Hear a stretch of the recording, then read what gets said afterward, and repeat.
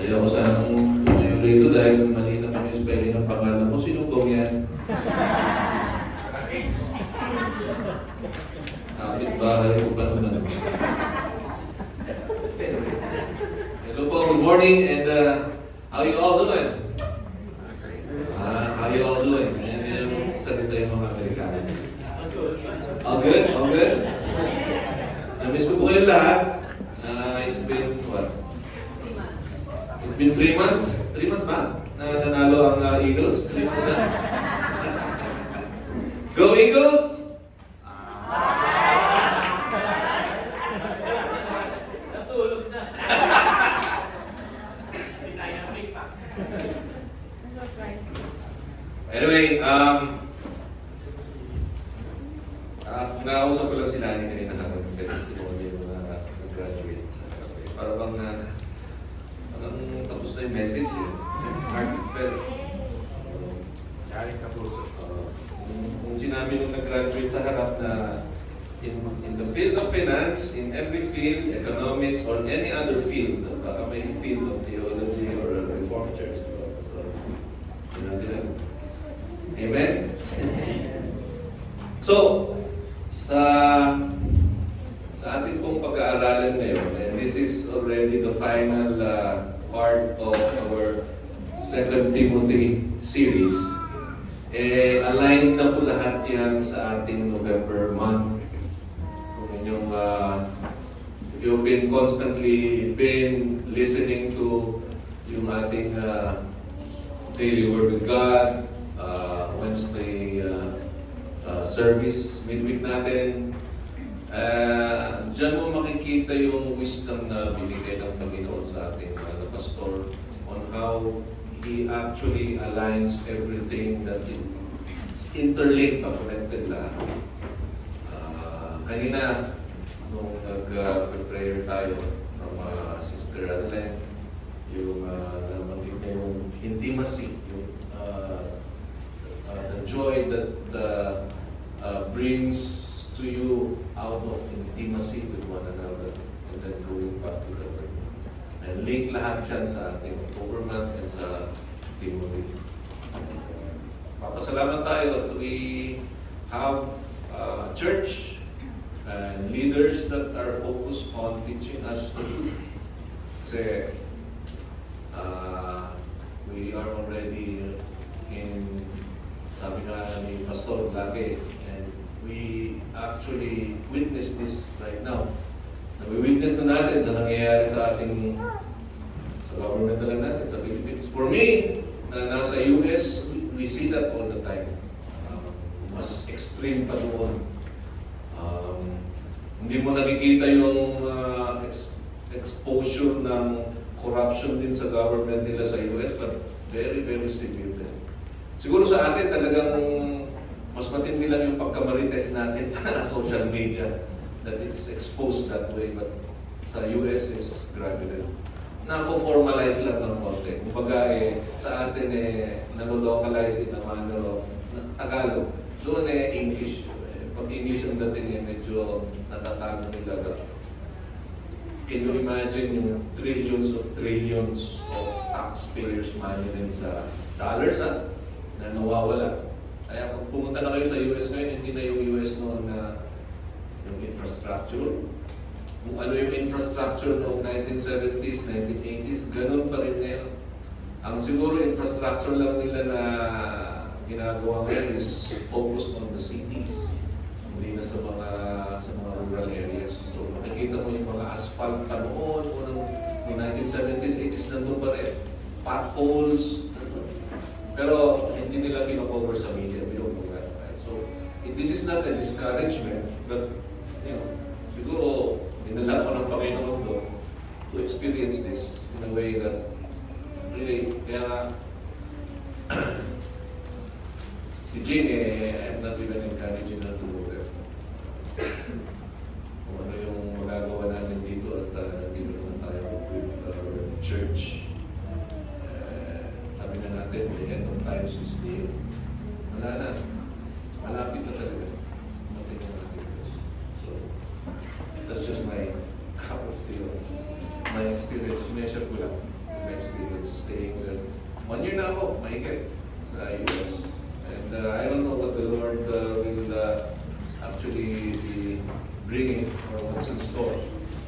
Kasi my employment naman is hinged to the projects that comes forth sa aming company.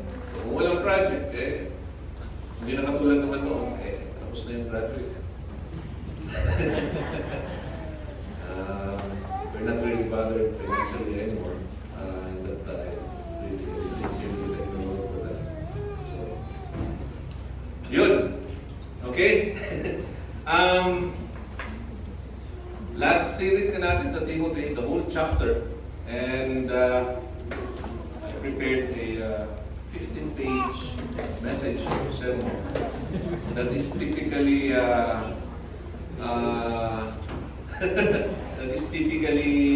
mentioned or message sa isang sermon in 3 hours, but I will try my best to squeeze it sa 1.5 or 2 hours. Okay? So handa na po ba kayong kumain ng salita ng Diyos at pumusok? Amen? Amen! At anyway, later on, mabubusog din naman tayo physically. Yung gano'n ko sa mic.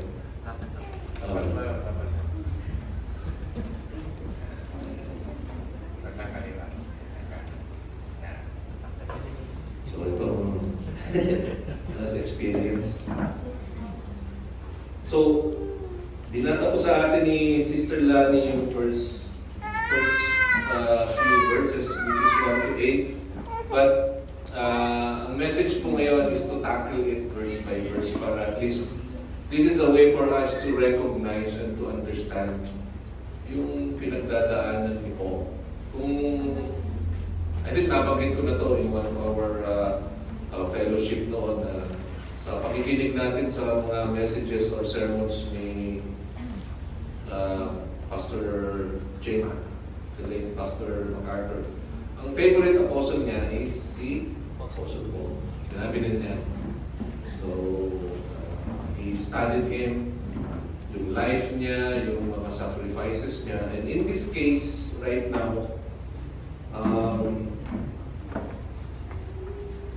this is a solemn message that this is already the Paul's final recorded letter. Kung mapapansin nyo or if we've studied it na matagal na siyang nakakulong at this stage. So kung ma-imagine nyo yung kanyang physical stance right now, physical status is he should be frustrated, he should be weak, right? He should be ano ba yung yung mga attributes ng mga matagal na sa kulungan to the point na iba na yung kanilang iniisip, correct? Sa mga nanonood ng mga pelikula dyan, nahilig ako and I would just want to share. When I was reading this, sino nakapanood na sa inyo ng Braveheart? Mel Gibson, William Wallace, di ba? Kung sumigaw siya ng freedom. Bumalik sa akin yun when I was reading ito may Timothy. And indeed, human as we are, if we are at that time na si William Wallace ay na-capture na ng English army at inilagay na siya sa dungeon, di ba? And ang sinabi sa kanya is, for your life, we will end your life, but if you are going to recon, kung mag-shift siya ng kanyang allegiance from Scotland to sa England, pupugutan ka lang namin ng ulo. Hindi ka na namin mahihirapan. So ang ginawa sa kanya, di ba talagang hinatak siya hinatak yung katawan niya, pinahirapan ko siya. But hindi siya, he did not change his mind. Talagang his will talaga is to support Scotland. And during that time, yung ginawa yun sa kanya is until namatay siya at saka sinigaw niya yung freedom. So yun ang aming nakita na maski nasa pelikula, And part of it were actually true because this was the time when nung namatay na siya, is lahat ng clans ng Scotland is nag-unite na to go against the tyranny of England during those times. So, anyway, that's just my way of describing kung ano yung nararanasan ni Paul during these days. Okay? So, let's start. And just a refresher, kung you would remember sa last Sunday na sermon is Pastor even used the analogy of using a soldier, an athlete, and a farmer, establishing your foundational truth and discipline. Natatandaan mo ba? Anyone who was present last Sunday? Di ba? And then it was also discussed about accountability. How can you protect the truth or the word when you are not even accountable or you don't even know how to be accountable? Yung bang kung darating na sa buhay natin na ikaw yung tinuturo, ituturo mo rin yung iba. And that's not accountability. And then last Sunday as well, last Sunday pala yun. And then last Sunday, it was chapter 3, and na-discuss dito yung mga sinful nature of men during difficult times. Diba? Yung 19 na sinabi ni Pastor, so ang dami nating mga examples na natutunan, and galing sa, and ito nga, nung habang nakikinig ako sa message ni Pastor na yun, I'm just taking a step backward and realize na, the true teachers of the word are those who have experienced it. Nakikita natin sa government natin, and we have discussed this as well sa recent fellowship na sa mga leaders natin sa government na lumaki sa layaw, na hindi naghirap, you can see ano yung result, di ba? Hindi naghirap, pinaaral sa ibang bansa, and everything. And look at our the leadership right now of the government.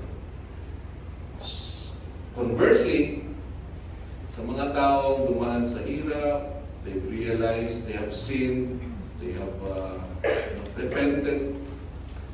And I myself can say that. Kaya nasabi ko kay Pastor, Pastor, alam mo lang, college ako ngayon ko lang nare-realize na isa pala akong pag nire-recall mo lang yung buhay natin noon ay ginamit kong word doon, hindi ko lang pwede masabi dito, but I am really something like that, and it's very undesirable. Kung maraming tumitingin na sa akin ng college days ko because I have an athletic scholarship for my school, and they look at, si number 32, si number 31, something like that. I feel na yung humility ko ay nababawasan. And there's so many effect of that. Lalo na noon na hindi pa tayo Kristiyano. We are not yet believers. Sabi ko kay Pastor, sabihin mo yan sa pulpito. Kaya sinasabi ko na. I could not discuss fully in detail, but the point is, sa mga church leaders natin, and we should be thankful about that, na who have experienced all of this, and to walk or to come here in front and to talk about their experiences. Very legit. Because they know it, because they live it. Kaya nga they walk the talk. Diba? So, that's just how I see it. And it's pretty much very logical and common sense. I mean, si Deacon, pag nagkwentuhan kami ganyan, may mga kwentuhan kami, alam na namin yung past. That we don't need to expound to the detail. But, yan lang, before I fly back to the States, sa mga members, everyone, be thankful for your leaders right now na patiently, humbly. And mahirap yung nalang daily word with God. Di ba? I mean, constantly, buti nga, naisip na natin na audio na lang kasi talagang mahirap yung data na lang, yung pag-upload kung may video. I mean, I would understand si ate, may video ba? Tapos sabi ko, mahirap yun ha. Di ba?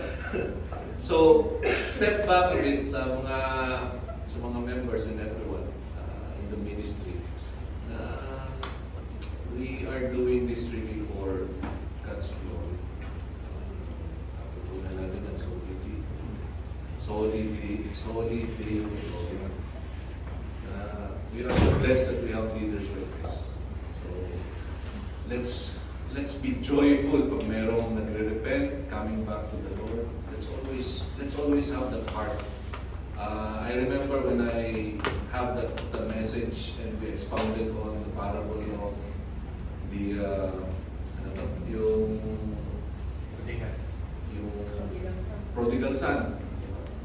Ano yung pinicture ko na image ng Panginoon doon?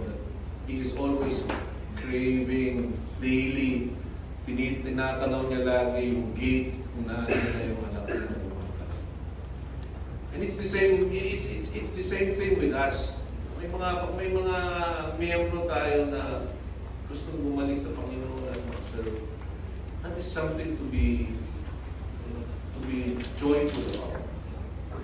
That is something to be proud about. That is something to say to the Lord, Lord, you are really working in our lives. Amen? Amen. Okay, that was the first 15 minutes. Anyway, so let's start. Ang title po ng aming message is The Charge to Preach and Defend the Gospel. Okay? So, one of the most solemn and powerful passages in all Scripture is Paul's final recorded letter. This is an old man now in prison in Rome, awaiting execution under Nero. The once strong and fearless missionary now sits in a cold, dumb cell, knowing that his time on earth is short. But even in chains, Paul's heart burns for the gospel. His final words are not of fear or regret, but of faithful urgency. He writes to his beloved son in faith, Timothy, and through him to all of us who believe. Dito, Paul gives us a final charge, a command that echoes through the centuries. Preach the word to be ready in season. That's verse 2. Kanina, sinong nakinig ng daily word? Raise your hand. Sino nakinig ng daily word? This was the verse that was discussed by Pastor. At thank you, Pastor. Lahat na nung gusto mong i-discuss doon, na-discuss nyo na. But I will touch on it. See, very convenient na yung daily word of God natin. I-on lang natin yung ating cellphone at makikinig na tayo. Right? I mean, how convenient is that? I mean, hindi na tayo kailangan pumunta rito and try to, di ba? Tulad na sa amin ni Ate Adelaide, you could not feel someone else if you are unfilled. Kung walang laman, kung isa kang pitchen na walang laman, hindi ka makaka-feel sa mga ibang tao. Right? So what will you do? Lagi natin sinasabi, read the Word of God. Ayan. O sige, hindi ka nakaka-read the Word of God, hindi ka nakakabasa ng Bible. But at least, sa audio man lang, makinig tayo. Right? So, I mean, this is not an order, this is not a mandate, but for me, this is a mandate for me to remind you every day. Kung pwede every day, di ba? I mean, ayan na naman si Elder, ayan na naman si Pastor, paulit-ulit na lang. But it is our mandate. Yan ang sinabi ng Panginoon sa amin na to remind you always, remind everyone else. Let's continue. The weight of the charge. Ano ba yung bigat ng charge ni Paul kay Timothy? So Paul begins not with a suggestion, but with a solemn charge. Ano sabi niya? I charge you in the presence of God and of Christ Jesus. The Greek word as translated charge, which is diamarturomai, means to testify earnestly, to call someone to account before witnesses. And Paul is saying here, Timothy, I am giving you this command before the face of God and His Son. This means that our faithfulness to the gospel is not a matter of preference. It's a matter of obedience before God Himself. Yung kinakanta natin, purify my heart. May portion doon na, I choose to be holy. Ang premise nun is, you're choosing the Lord because that is already the result of being born again. Right? Hindi yung chinuchoose mo yung Lord para ma-born again ka. So, when you're singing that, I choose to be holy is because you fully understand the gospel. Right? You're already born again. Okay? So, don't be misled sa premise nung song na I choose to be holy. Kasi kinakanta rin yan sa mga ibang sect. Ganun yung kanilang understanding, which is not. For us Reformed, it is a result that we choose the Lord. It is a result of being born again that we choose to be holy as we be Christ-like. Amen? So Paul adds that this same Christ is the judge of the living and the dead, and that He will appear again in glory to establish His kingdom. Everything we do, every sermon, every act of witness, every defense of the truth is done under the eye of the coming King. Sa ating mga Reformed, we call this living coram Deo before the face of God. To live coram Deo means that we recognize His presence in all we do and seek to please Him above all else. So before Paul even gives Timothy his instruction, he reminds him of the holy audience who watches God the Father, Christ the Judge. This is not a light calling with that premise kung ang tumitingin na is God the Father and Christ the Judge. It's a sacred stewardship. Number 2, the heart of the command. Ano ba yung puso ng command? Now, this is verse 2, and it touches verse 2. Paul's first instruction is simple and direct and absolute. Preach the word. Not opinions, not worldly philosophy, not human tradition, but the word of God. The whole counsel of Scripture. Sa ating mga reform, and we, as I've said, October, this reflects sola Scriptura. Scripture alone as the supreme authority in faith and life.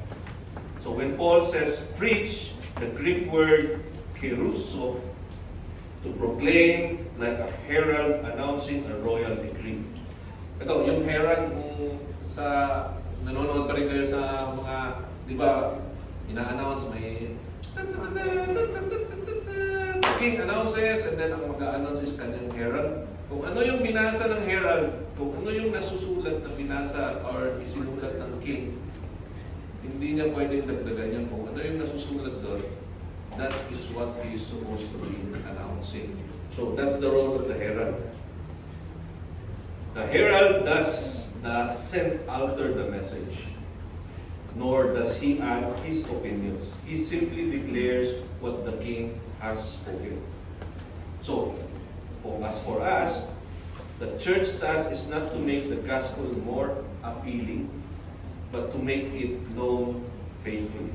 That's why in Romans 10, 14 to 15, Paul writes, how are they to believe in Him of whom they have never heard?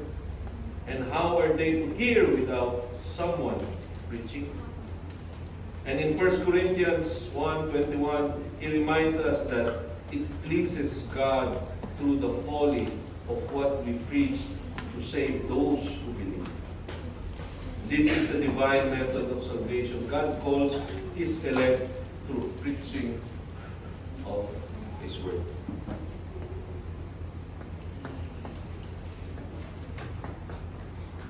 Let's continue. Number 3. Verse 2 pa rin tayo. Be ready. Ito, yung diniscuss ni Pastor kanina umaga. In season and out of season. Paul continues, be ready in season and out of season. This means, preach the word when it's convenient and when it's not. When people listen gladly and when they turn away. When the church is growing and when it feels empty. When you feel strong and when you feel weak. Wala pong season ang gospel. There is no off-season ang gospel. The word of God must be declared faithfully at all times.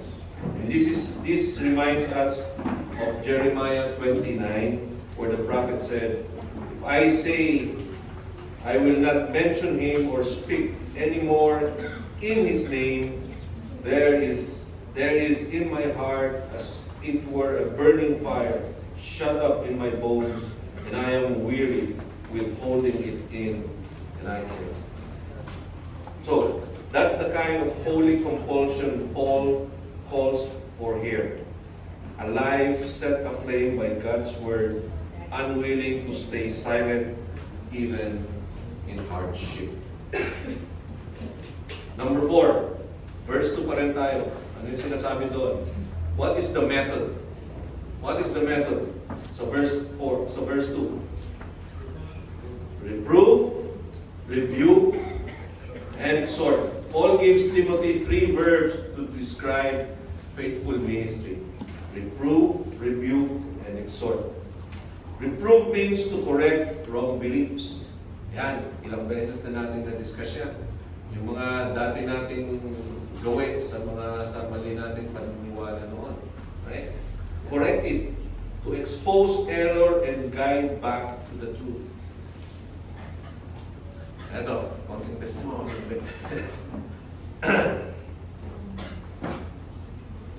Mahirap kung ang mga mahal natin sa buhay gusto natin i-veer away from those untrue, di ba? Yung mga tradition natin. Maraming instances na sa amin kay Sister Lani. Yung mother ko na lang, pag she already knows that I'm an elder of church. But naka-attend na rin sa mama dito. And alam mo na, kung hindi ko masyado siyang pinapansin, she will always find some way for me to and sometimes sasabihin niya kung ano yung mga details kung paano yung father mo. Yan. Sasabihin niya, oh, yung papa mo, maaga na gumigising yan. And you know naman kung ano na yung pinagdaanan ng father ko recently, diba? Yung kanyang operation. Maaga gumigising yan, everyday, nag-pray ng rosary. Proud na proud pa siya sasabihin sa akin. And we have to shut it down. Sabi nga ni Pastor, encourage sa social media, lalo na nung yung announcement na tungkol sa Immaculate Conception and Virgin Mary, right? So, pinadala ko rin. Pinadala ko rin sa kanya yun. Wala mang feedback or walang comment, but at least we try push it. Yung alam natin na mali, yung alam natin na that will make them veer away from going to heaven rather going to hell. They are our loved ones. Mahal na natin yan sa buhay. How much more sa ating workplace na hindi natin kilala. Hirap. Rebuke means to confront sin, to speak directly against disobedience. Exhort means to encourage and strengthen the heart, to urge perseverance in faith. So in short, sound preaching both confronts and comforts. It wounds to heal, and it convicts to restore. In Titus 1:9, Paul said that an elder must hold firm to the trustworthy word as taught, so that he may be able to give instruction in sound doctrine, and also to rebuke those who contradict. That's Titus 1:9. So, the truth must be spoken with grace, but it must be spoken. Listen in the face of error is not love, it's neglect. We defend the gospel best when we declare the truth boldly and tenderly. And Paul adds, with complete patience and teaching. Faithful ministry is not driven by pride or anger, but by patience. Ilang taon na? Sige lang, patience. Narinig na yan. Sige lang, patience. Knowing that the real transformation comes only by the Spirit's work through the Word. Darating din yan.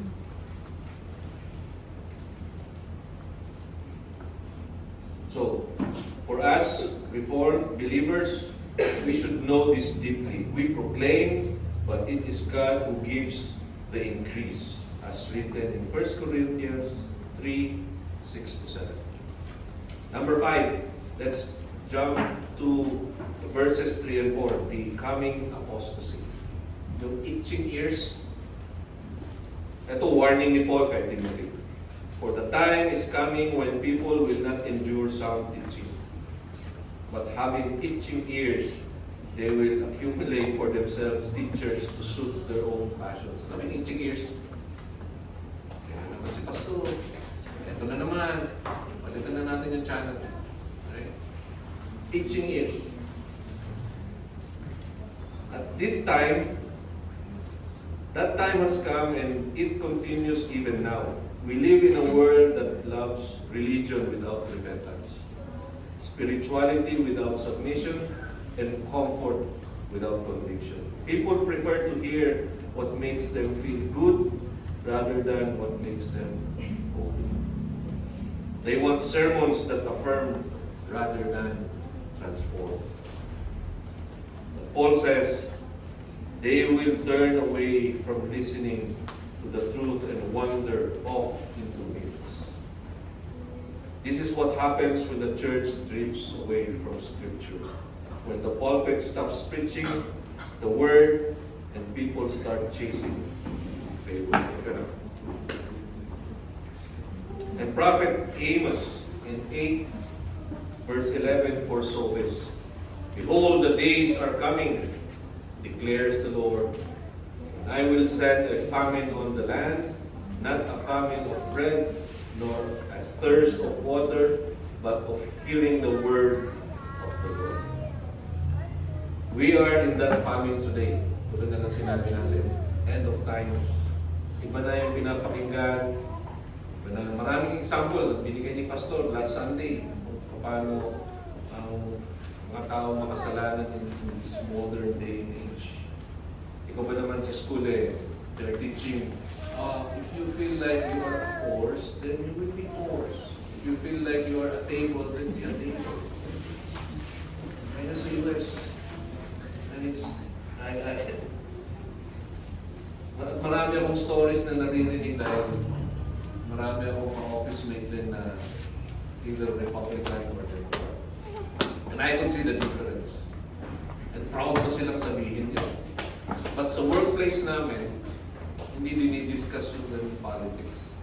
But they already know kung Republican ka or Democrat ka. It's either of the two lang. Okay. Yun na.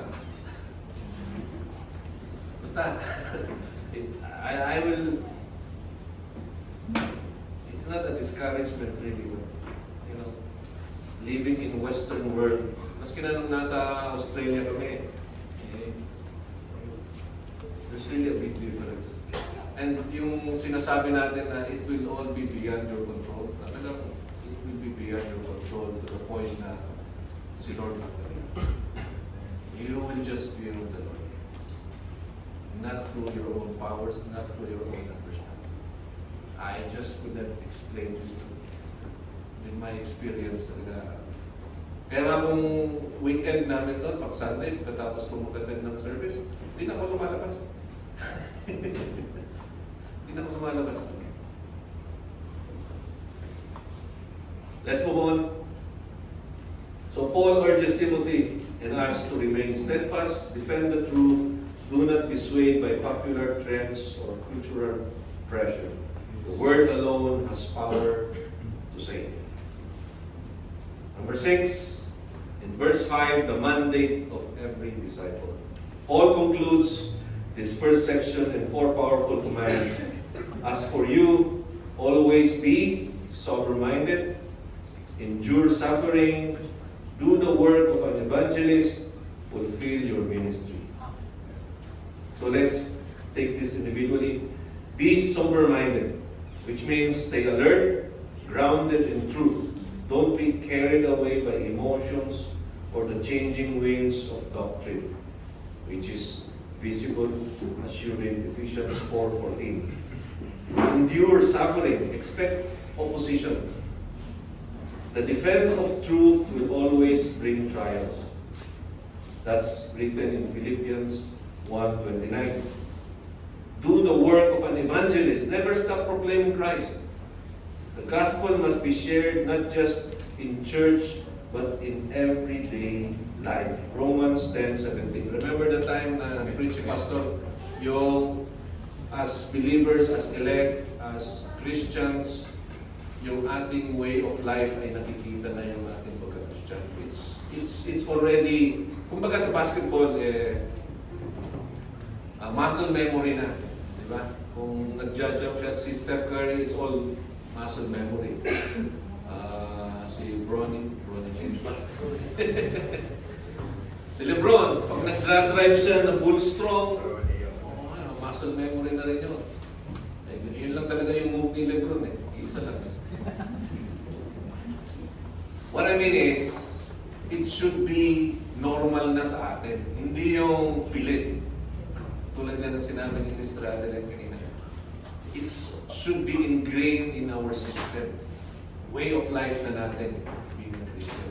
Kasi, yung madalas natin sinasabi, baka matisod yung neighbor mo, baka matisod yung mahal mo sa buhay, na hindi ba nakakilala sa Diyos.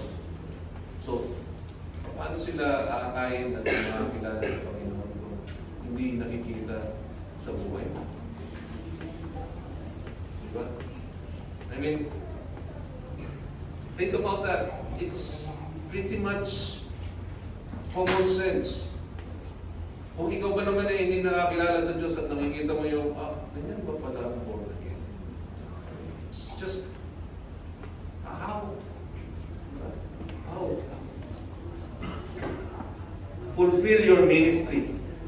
Finish what God has assigned to you faithfully, not half-heartedly. 1 Corinthians 4:2. It is required of stewards that they be found faithful. So that's the first part. First part pa lang po yun. Kailan pa naging may... okay ba may relo tayo ng pastor? Ano? Anyway, sa shepherd's heart, nakaugalian na natin, ang lunchtime natin is 1 o'clock. Di mo ba? Anong oras pa darating yung pagkain, Mami? 2:30.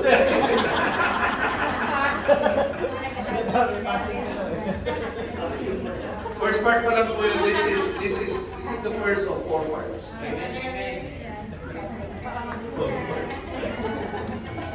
Tutuloy ko po ba?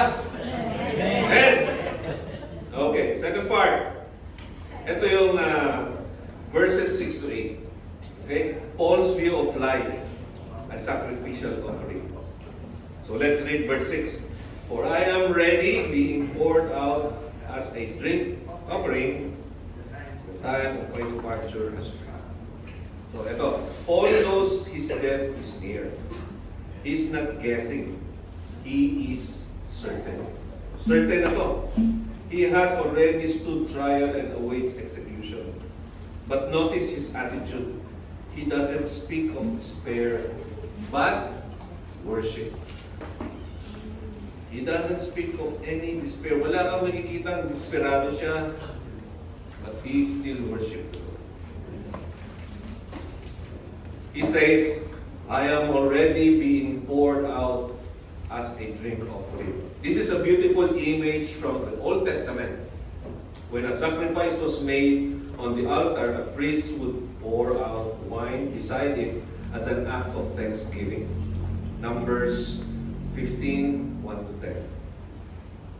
Paul is saying, my life is that offering. Every drop, every breath, every suffering has been poured out to the glory of God. It's not a death of defeat, but a death of devotion. In Philippians 2, verse 17, written earlier, Paul used the same image. Even if I am to be poured out as a drink offering upon the sacrificial offering of your faith, I am glad and rejoice with you all. And here again, he shows that a life lived for Christ, even if it ends in suffering, is not wasted. So, lalo po natin tatandaan, a life that has been lived for Christ is never a waste. Yes, Lord. Amen? Lalo na maikli na yung panahon natin. Maikli na talaga. I mean, I'm already 55. Kailan pa tayo nag-start noon na makakanta pa tayo sa God is the strength sa ilalim ng puno ng mungga. 32 pa ako noon? Really? Yes. Maski na 32 ako noon, ngayon, walang pagbaba. Physically. Amen? What I'm saying is that napakabilis ng oras. Napakabilis. Isang iglap lang. And what are we saving here? Diba? What treasures are we saving? Diba? Is this treasures of, material treasures na hindi naman natin madadala, or treasures in heaven? That Christ comes, we will be assured of our dwelling place. Let's continue. Paul is saying, my life is that offering. And here again, he shows, beloved, sa ating reformed view of life and death, we are not our own, but they belong, but the body and soul in life and in death belong to our faithful Savior, Lord Jesus Christ. This is evident in the Heidelberg Catechism, Q1. That is what it means to live coram Deo, before the face of God, for His glory alone. So Paul can look at his life, his suffering, his imprisonment, even his approaching death, and say, this is my offering of worship. Number 2, Paul's view of his ministry. Verse 7, a finished race, a kept faith. I have fought the good fight. I have finished the race. I have kept faith. Here we see 3 powerful statements. 3 ways Paul describes a faithful life of gospel defense. I have fought the good fight. The Christian life is not passive. It's a battle. Not against people, but against sin, falsehood, and spiritual darkness. Tinawag ito ni Paul na the good fight. Good because it's worth every wound. Dahil sasaktan tayo. Kakasugat tayo. In Ephesians 6:12, he reminds us, we do not wrestle against flesh and blood, but against the rulers, against the authorities, against the cosmic powers over this present darkness. Paul fought this fight through persecution, hunger, shipwreck, remember that? Betrayal and imprisonment, yet he never surrendered the gospel. He defended it before the Jews, Gentiles, kings, and governors. And even now in chains, maski na naka-chain siya inside sa kanyang cell, he's still defending it by writing this letter. I have finished the race.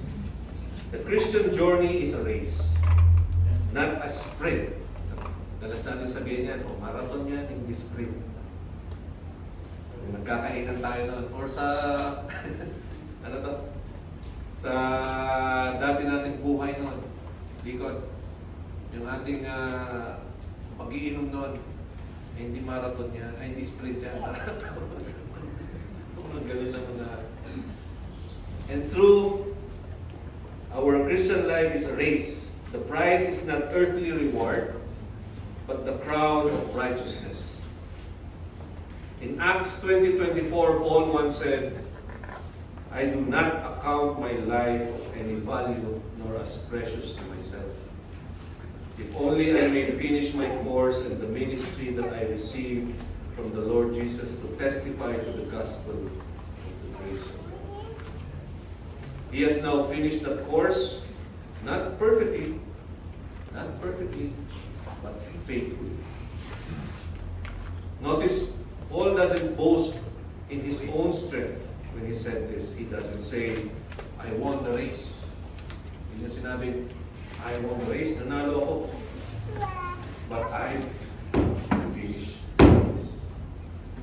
And this shows his humility. He knows it was all by God's grace. As he said earlier in 1 Corinthians 15:10, by the grace of God, I am what I am. Let's go next. I have kept the faith. This is perhaps the most beautiful phrase of all. Paul has not abandoned his trust in Christ. He has not compromised the gospel. In a world full of false teacher, dami niyan, betrayal and persecution, he stayed true to sound doctrine and to the Savior who called him. This is what it means to defend the gospel. Not just to argue for it, but to live it and die for it.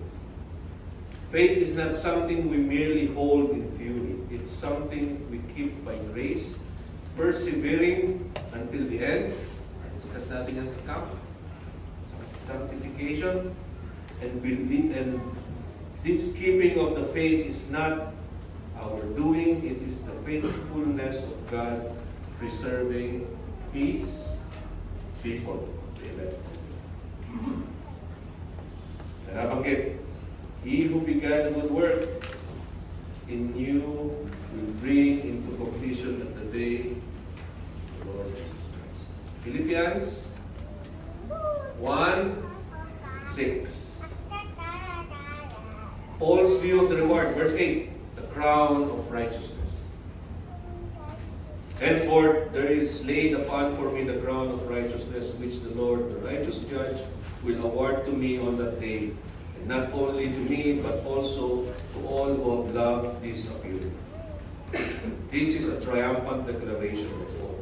Paul looks beyond the prison bars, beyond the executioner's sword, and sees a crown, not of gold, but of righteousness. This is the reward of faith, not earned by works, but granted by grace. The crown here represents the fullness of salvation, the glorification that awaits every believer in Christ. Kaya in Romans 8:30, Paul explains the same hope. Those whom He justified, He also glorified. And in 1 Peter 5:4, Peter says, when the chief shepherd appears, you will receive the unfading crown of glory. So, Paul is confident not because of his own merit, but because of Christ's righteousness imputed in him. This is the heart of the gospel. Justification by faith. The Lord who saved Paul by grace will also reward him by grace. And that same promise is extended to all who have loved His appearing. That means you and me. Lahat tayo.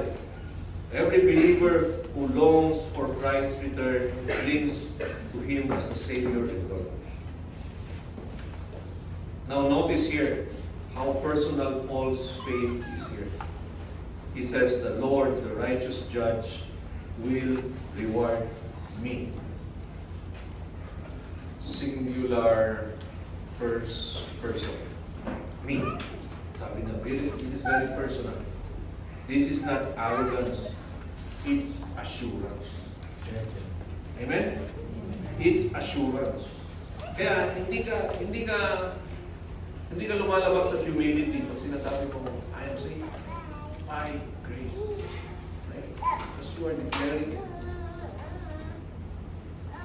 The same Christ who will judge the world in righteousness will also reward his people in mercy. Now in 2 Thessalonians chapter 1, verse 10, Paul says, when Christ comes, he will be glorified in his saints and marveled among all who have believed. That's our hope. That's why we can endure. That's why we must defend the gospel, because it leads us home to glory. Kaya, we will be persecuted. Dalas natin sabihin yan, hindi madali ang magiging Kristiyano. Because we will be troubled.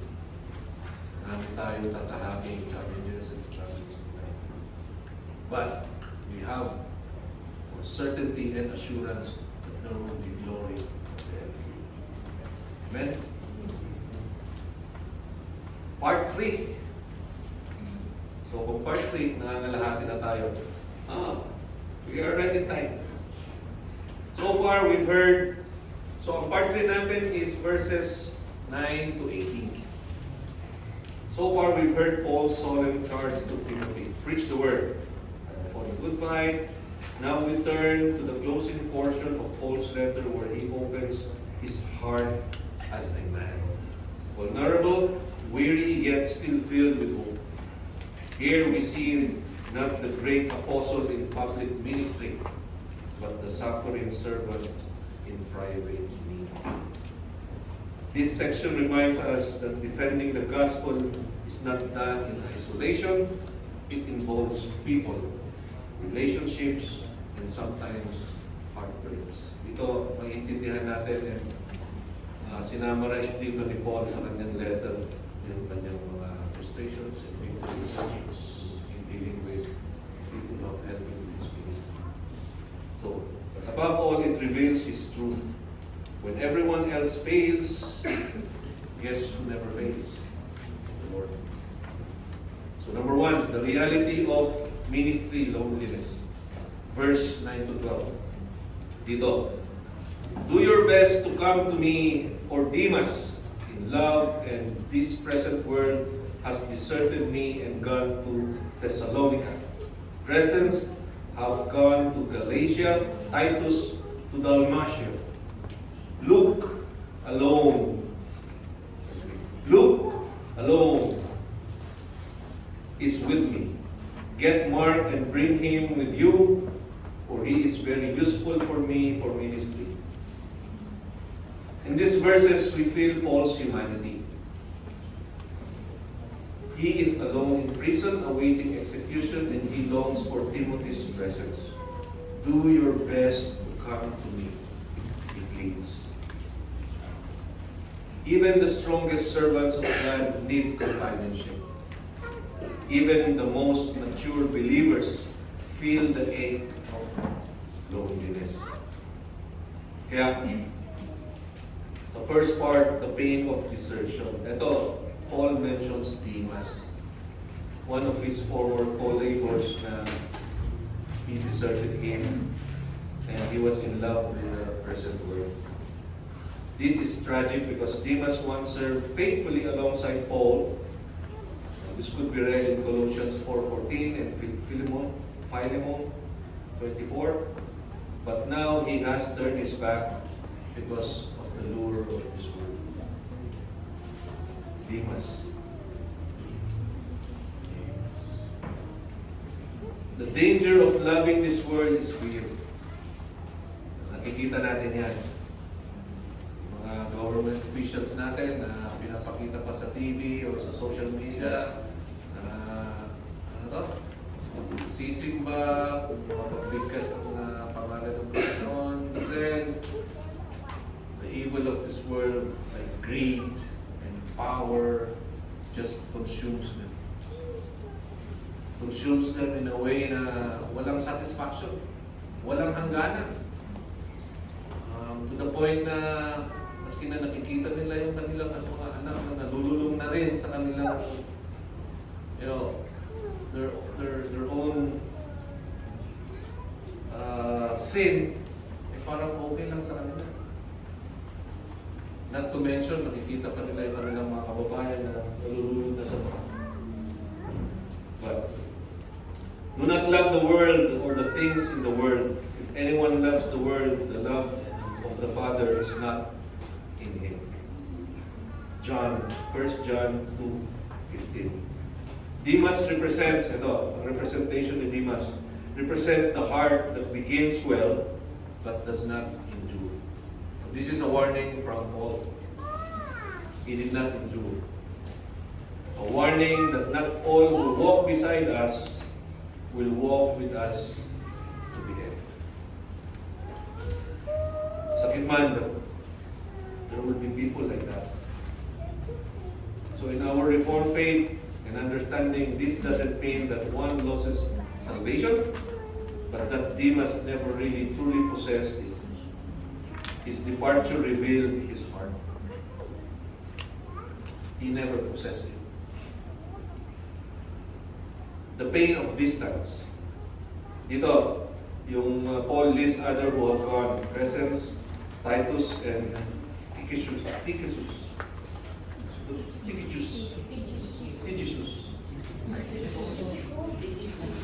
May basketball player na ganitong apelyido eh. Though they are likely left for ministry reasons, not betrayal, still their absence leaves Paul isolated. Even the faithful sometimes find themselves physically or emotionally alone in the service of Christ. As well, we see soon, God never leaves His servant truly alone. Nung nag-fellowship kami, pumunta kami ng Batangas. May nabanggit si Pastor. Sabi niya, hey, naalala mo pa yung ating pinag-usapan na kakain tayo ng kambing, ano? Eh, nasa Batangas na kami, kaya Batanggenyo na yung tono natin. Sabi niya sa akin, sabi, naalala mo pa, ano? Parang gano'n.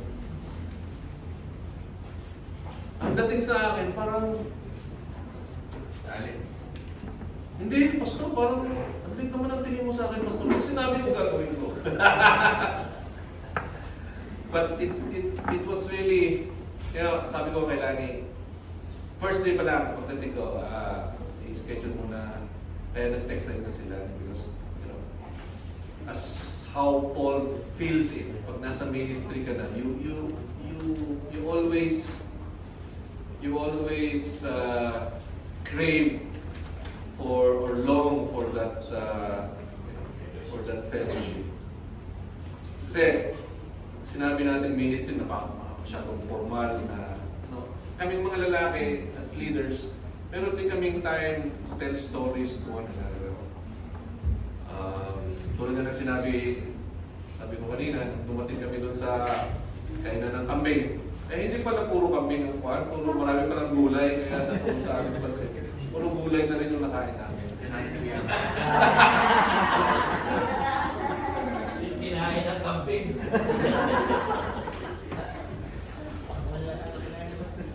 And for me, sa dami na ng pinanggalingan ko from, you know, college days and you know, the bachelor's life, there's nothing that gives joy to my heart now, and I will say this with conviction,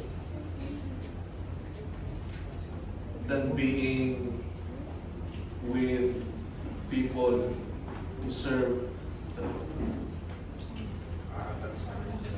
Kakaping tayo ulit. If you are really a true believer and a Christian, you long for that company. Lalo na sa dami ng dami ng nationality na aking nakatapa. The language.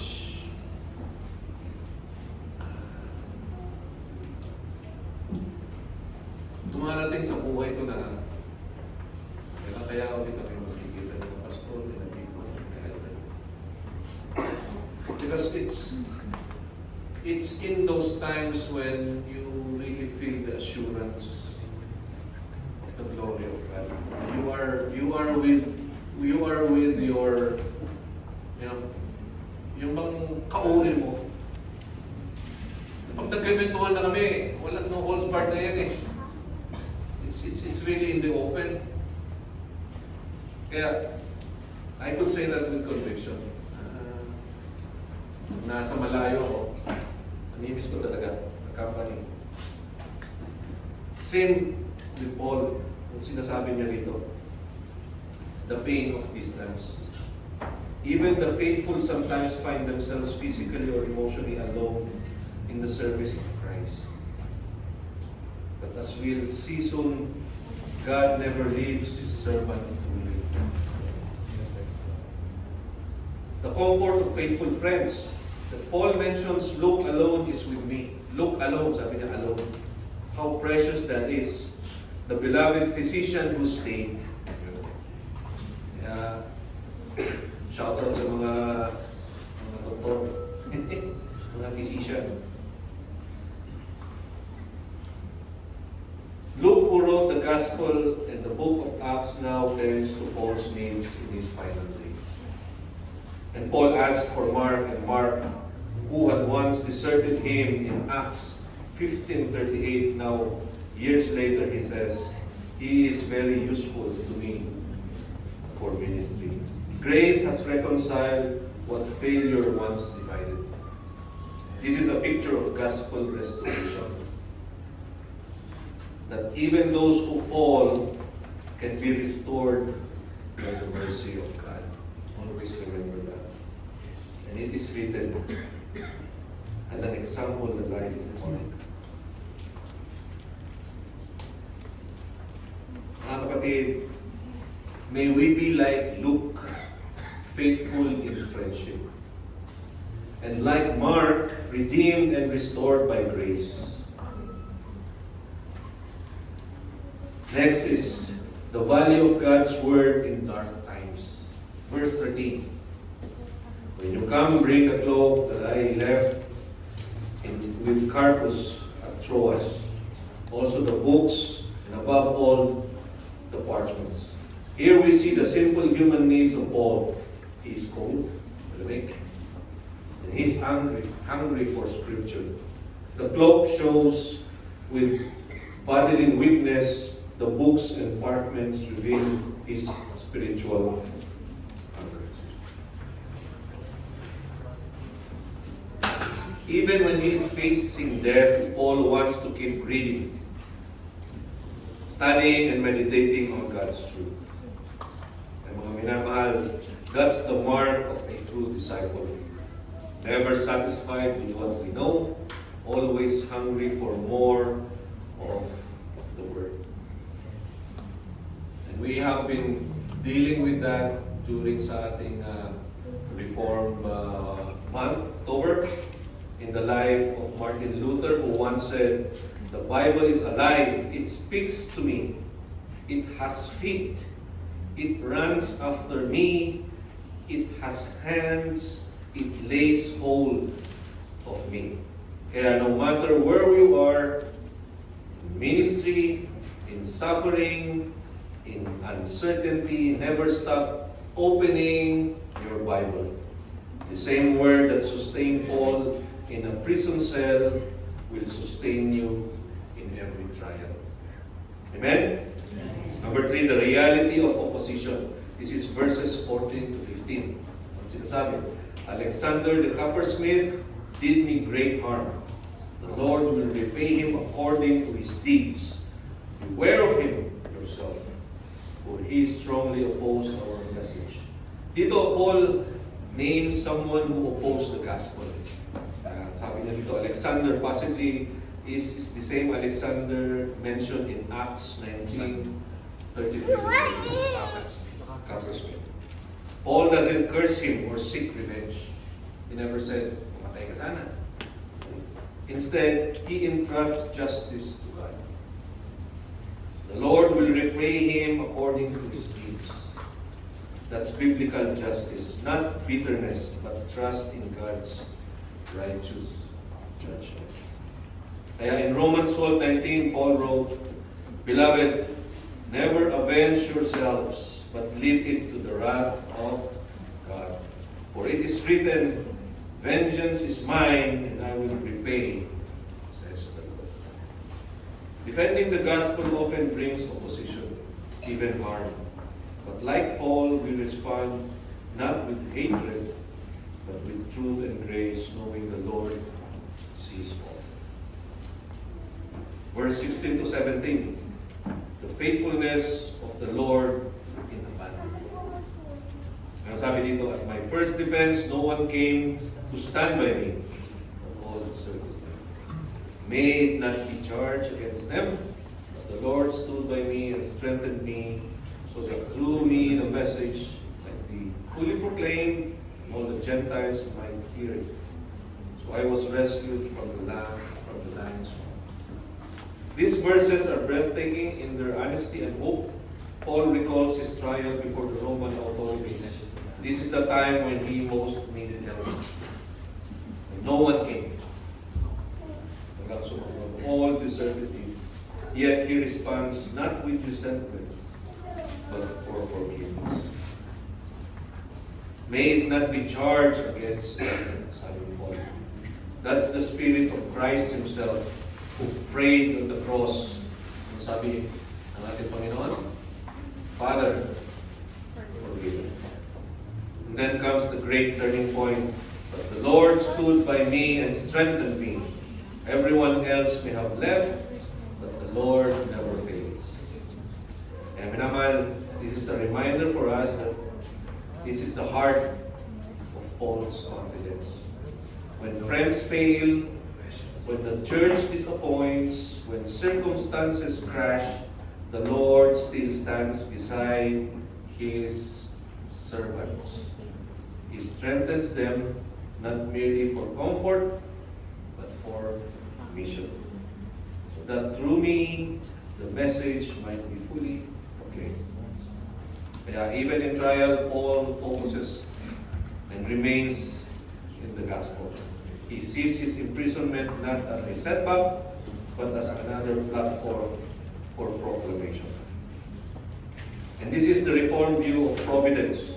God sovereignly works all things, even suffering for the advancement of His glory and spread of His gospel. My memory verse, Romans 8:28. Paul adds, I was rescued from the lion's mouth. Kung sinabi niya to, I could refer metaphorically to deliverance from death at his first trial. And he echoes Psalm 22:21. Save me from the mouth of the lion. And this is a psalm that points to Christ's own suffering and deliverance. Verse 18, the Lord will rescue me from every evil deed and bring me safely into His heavenly kingdom. To Him be the glory forever and ever. Okay. This is Paul's final declaration of trust. Not that he will escape death, but that even death, God will deliver him safely into His heavenly kingdom. Minamahal, what is evident here in these verses? Let's go back to October month. What is evident here? Sola Scriptura and sola fide. Faith. Paul doesn't say the Lord will keep me alive, but the Lord will bring me home. He knows the true deliverance is not escape from suffering, but entrance to glory. And this is echoed in Romans 8:38 to 39. For I am sure that neither death nor life, nor anything else in all creation will be able to separate us from the love of God in Christ Jesus our Lord. That's the security of the believer and the assurance. That's the perseverance of the saints, not because we are strong, not because of our strength and our will, but because the Lord is faithful to complete what He has begun. So Paul ends this section with praise. To Him be the glory forever and ever. Even from a prison cell, we can still worship. Even when we are down, even when we are faced with trials, even when we are faced with our struggles in life, we must first worship. We must worship. Part 4. Time check. Si Pastor naman, pag may mahaba siyang one, kung minsan nga, the last time, hawak pa rin niya yung record. 11:45 yata natapos eh. So, tatargetin ko, natin close. Alright. Tutuloy ko pa ba? Let's go. Closing verses 19 to 22. As we arrive at the closing verses, it's easy to overlook them as mere greetings, just names and farewells. Pero mga minamahal, in this scripture, there is no wasted word. Every name, every phrase carries weight, especially when spoken by a man facing his final moments in life. Paul is not only saying goodbye, he is passing the torch. He's reminding Timothy and every believer that the gospel must continue through the faithful discipleship, fellowship, and grace. Okay, let's all read together. Greet Priscilla and Aquila, the household of Erastus remain at Corinth. Left do your best.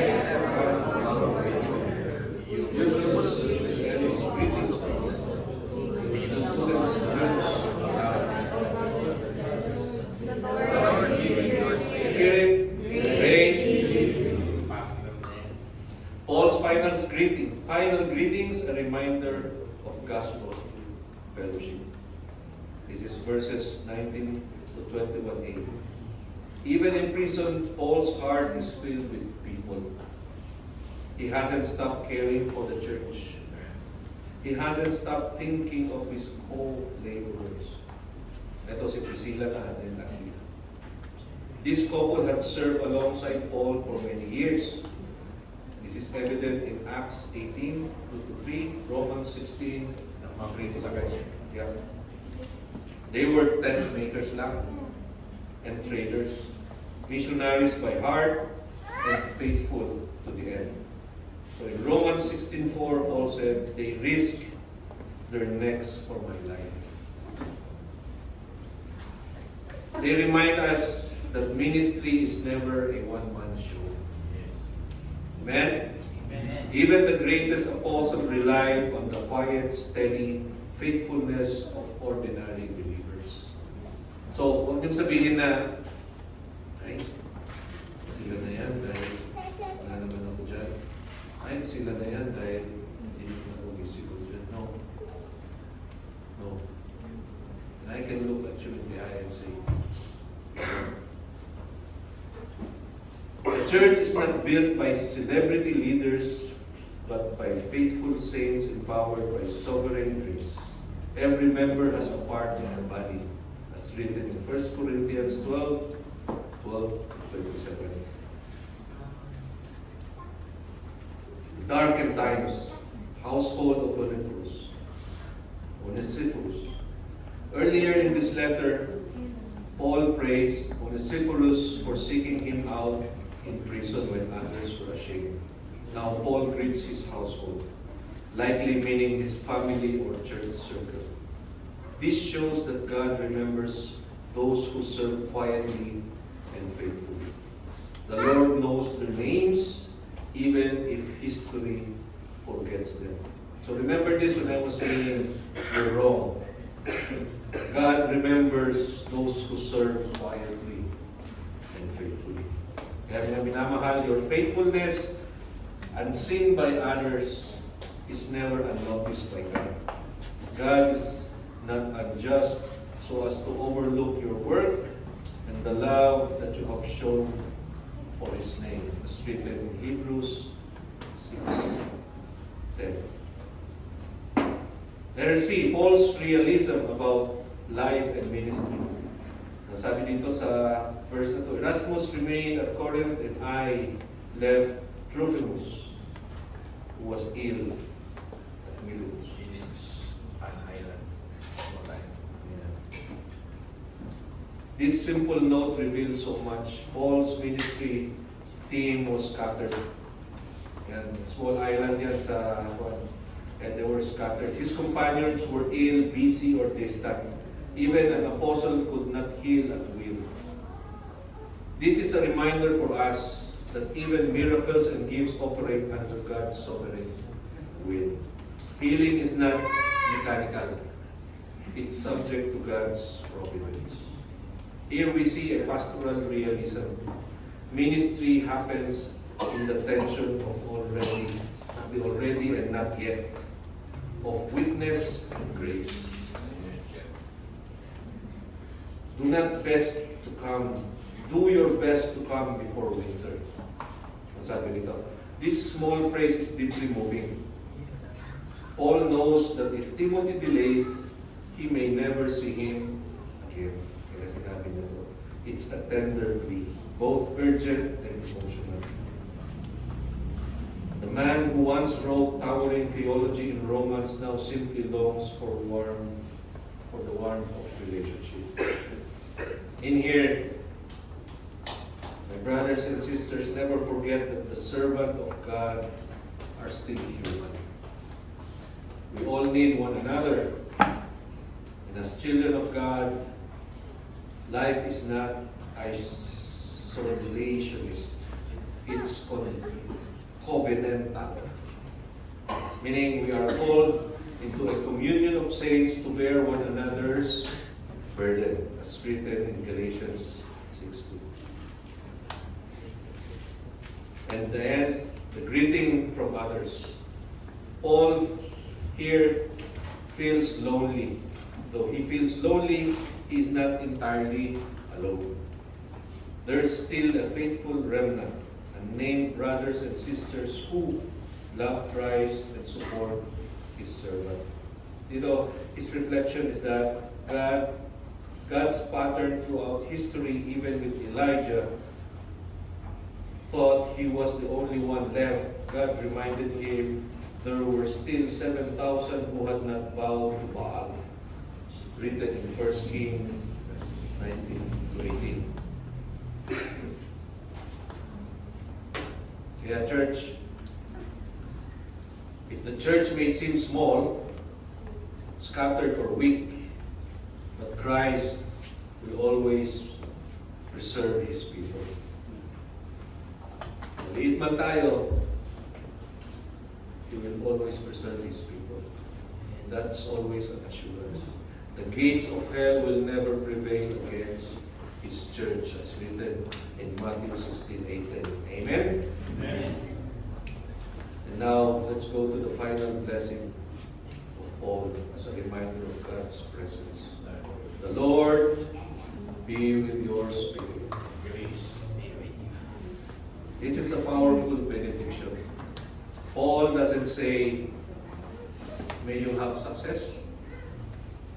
He doesn't pray for comfort, safety, or even ministry growth.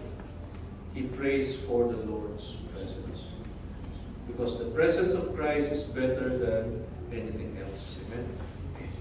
It's the same blessing God gave to His servant throughout Scripture. And as evidence to Moses, my presence will go with you and I will give you rest in Exodus 33 verse 14. in the life of Joshua when he said, "As I was with Moses, so I will be with you." In Joshua 1 verse 5. And to his disciples, "Behold, I am with you always to the end of the age," as written in Matthew 28:20. So in every generation, the greatest need of the church is not more methods or more programs, but more of God Himself. Kaya when Paul says, "The Lord be with you," the Lord be with your spirit, He's saying, "Timothy, even when I am gone, the Lord will be enough." That's the anchor of every pastor, every missionary, every believer, every deacon, every elder who stands to defend the gospel. Christ is always with us. Amen? And now we go to his final words. Grace be with you. This is how Paul ends nearly all his letters, with grace. And it's how every believer's story ends as well. Paul began his Christian life by grace, as written in Acts chapter 9. Live by grace, as written in 1 Corinthians 15 verse 10. And now dies in grace. Every step from conversion to completion is covered by His sovereign grace. Kaya in our Reformed faith, this is the doctrine of perseverance. That those for whom God has called by grace will be kept by grace until glory. And as written in Philippians chapter 1 verse 6, again, memory verse, "He who began a good work in you will bring into completion the day of Jesus Christ." Grace sustains the weary, restores the fallen, humbles the proud, and glorifies Christ. Paul's last words are not about his ministry, achievements, or sufferings. They're about grace, because in the end, it's all that truly matters. So in closing, nasa page 14 na po. How do we see this? And how do we learn from this?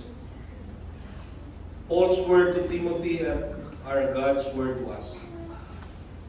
The same Spirit who inspired Timothy to preach is the same Spirit who calls us today to defend, proclaim, and live out the gospel of grace. Remember, defend the truth. So if you were a pastor, preach faithfully even when it's unpopular. If you are a parent, for those parents, teach your children the word even when the world teaches otherwise. For us believers, in every workplace, in every school, stand for truth with humility and conviction. The call is not for comfort, but for courage. Not for applause, but for obedience. Not to be popular, but to be faithful. The gospel is not ours to edit. Kaya nga sabi natin, sola, when others abandon you, learning from the life of Paul, what is our assurance? Christ remains. People may fail, the church may disappoint, but Christ will never. Sabi nga niya sa Hebrews 13 verse 5, "I will never leave you nor forsake you." When enemies oppose you, trust God's justice. Never put justice into your own hands and into your own words, but trust God's justice. You don't have to fight every battle and trust your cause to to the righteous judge. The Lord will repay, as written in Romans 12:19. And when you feel weak, there are times, sabi nga ng testimony ng ating graduate, there are times when he feels weak. Rely on his strength. As written in 2 Corinthians 12:19, the Lord stood up by Paul and he will stand by you. My grace is sufficient for you, for my power is made perfect in the weakness. When death draws near, rest in his promise. For believers, death is not defeat, it's deliverance. The Lord will bring you safely into the heavenly kingdom. So here we stand, and at the close of 2 Timothy, Paul's final letter, his spiritual will, his last testimony. He has charged Timothy and us, tayo, to defend the gospel. He has shown us what it means to finish well. He has reminded us that though the world may desert us, Christ never will. And as Paul fades from the scene, the Word of God continues. Timothy will preach, the next generation will believe, and the gospel will keep advancing, whether we like it or not by human strength, but by the unchanging grace of God. So mga kapatid, to stand firm in the truth of Scripture, as written in 2 Timothy, to preach the word in season and out of season, always remember chapter 4, verse 2. To endure suffering faithfully, always remember chapter 4, verse 5. To finish our race with joy, always remember chapter 4, verse 7. And to rest in sovereign grace of Christ, who will bring us safely into the heavenly kingdom, always remember chapter 4, verse 18. So as believers in Christ, we must defend the gospel not to win arguments, but to glorify the God who saved us by grace alone, faith alone, and Christ alone. Let us all pray.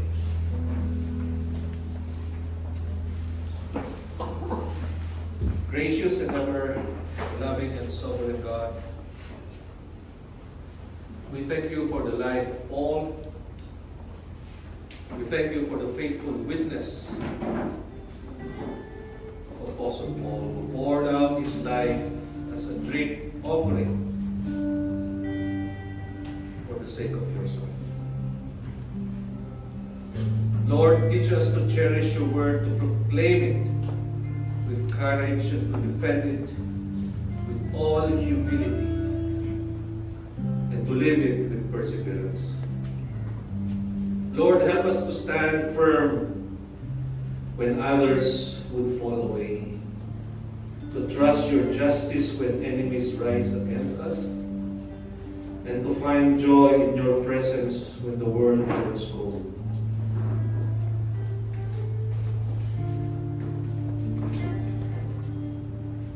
Lord,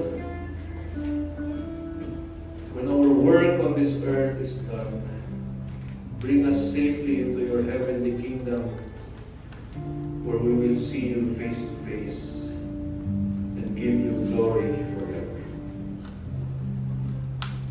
For you alone, our Lord, you alone are our God. And as we have learned, sola scriptura, only Christ alone, solus Christus, only for your glory.